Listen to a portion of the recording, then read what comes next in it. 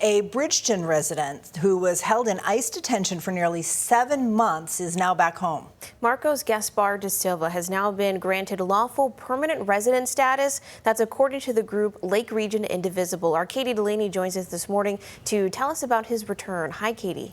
Hi, Leanne and Sharon. Marcos Gaspar da Silva was welcomed home last night in the Portland International Jetport by members of his community holding signs and showing their support.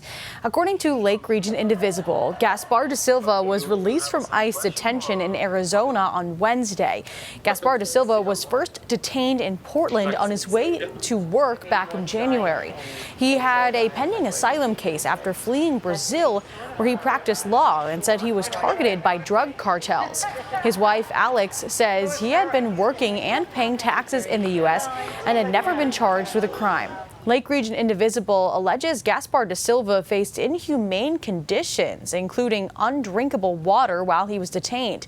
Gaspar da Silva says he is still struggling to process being back. I'm physically, looks like good, but about my mind, I'm not good. I cannot eat stuff I like it. I'm from Brazil, we like rice, beans, and meat. I cannot eat right now. I understand that that's a process, but the point is a lot of people help me, still help me. Thanks so much for everybody. But I was waiting for get excited, like happy, but I'm not happy.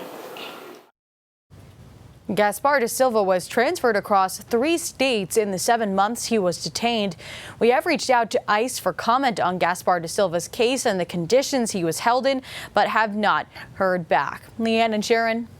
All right, thank you for that, Katie. So later this morning in Biddeford, several Democratic representatives, including Shelley Pingree, will host a shadow hearing to discuss what they call ICE's use of force and abuse of power after last month's killing of Yohan Guerrero.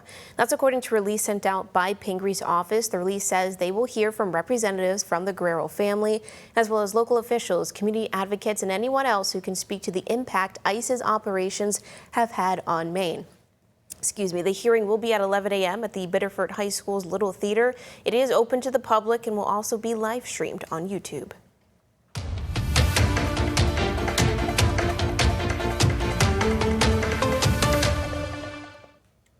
Iran is calling on the U.S. to accept the reality of defeat after President Trump suggested that he would soon declare the Strait of Hormuz a territory of the United States. In the meantime, the Navy is pushing back against allegations that sailors aboard the USS Abraham Lincoln are low on supplies and food and morale after a record number of days at sea.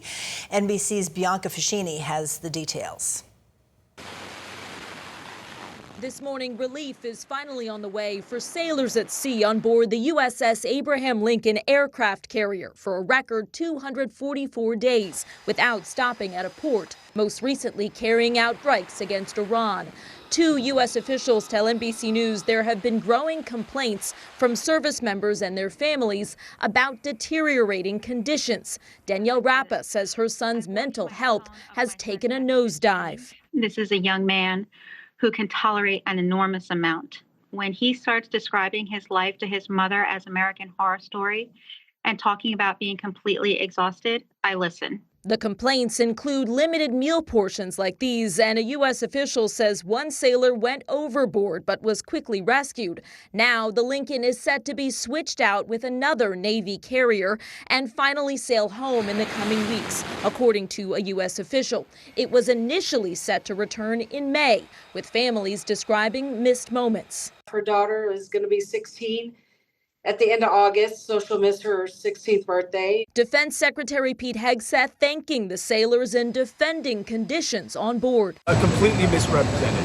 Listen, we make sure that every ship, every crew, every captain has everything we can provide them at every single moment. As the war with Iran drags on, President Trump has signaled a focus on economic pressure to force Iran into a deal. Treasury Secretary Scott Bessent says tougher sanctions are coming. We are going to apply measures like have never been seen in the history of economic isolation on a country. The administration and sailors at sea looking for an off-ramp. In Washington, Alice Barr, NBC News.